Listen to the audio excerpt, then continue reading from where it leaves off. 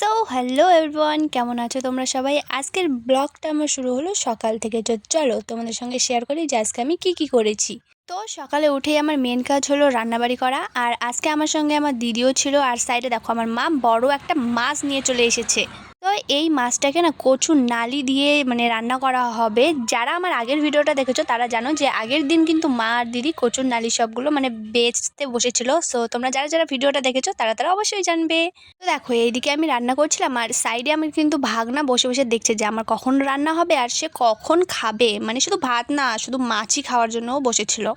So এখানে দেখো আমার মাছ ভাজা কমপ্লিট। তারপরে আমি তরকারি মানে রান্না করার জন্য এখানে পেঁয়াজ দিয়ে দিলাম। আর তরকারিটা দেওয়ার সময় আমার কোনো ভিডিও করা হয়নি, কারণ আমি ভুলে গেছি। সো এখন দেখো তরকারিটা যখন আমি কষাচ্ছিলাম তখনকার ভিডিও এটা।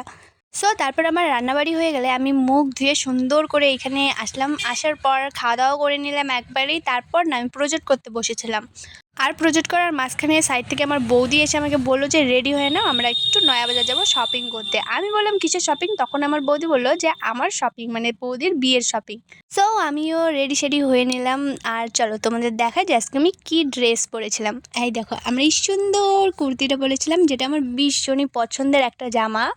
আর এইদিকে দেখো আমার পিসি, আমার দিদি, এরা সবাই বসেছিল। মানে পিসি তো রেডি হয়ে নিয়েছে। আর আজকে আমরা শপিং করতে কে কে যাচ্ছি? আমি, পিসি আর বৌদি যাচ্ছি।